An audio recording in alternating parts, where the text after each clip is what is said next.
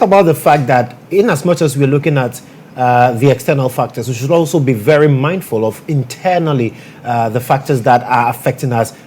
Losses in terms of distribution, even so ECG takes from the IPPs, power is produced, given to ECG. When distributing, ECG makes a lot of losses. In fact, we were told that the total sector debt of about 80 billion, ECG accounts for about 60 billion of that, and that is very critical. Yeah. But looking at an institution like ECG, where are we getting it wrong? Because I have heard that the former direct boss say that, well, we did what we were supposed to do. At a point in time, we even considered privatization.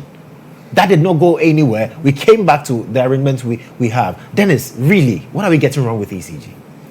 I think it's a matter of reforming the regulatory structure. And when I say that, I don't even want to go into the institutional level yet. Right.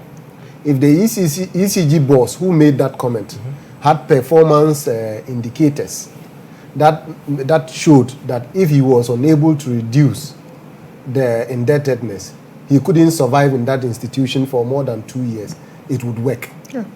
But it is because we allow the political authority to appoint key important commercial sectors like the energy sector.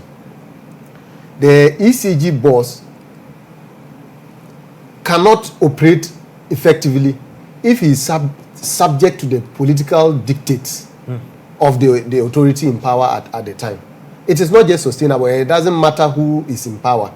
This is not politics. It is not NDC, MPP politics. If we do not reform it, it will not work. Performance must be tied. In fact, the functions of these key institutions must be tied to performance, to be honest with you. If we get that right, we would have solved a number of the problems. And I would add that, for instance, if you look at the way we enter into contracts, everything is procurement.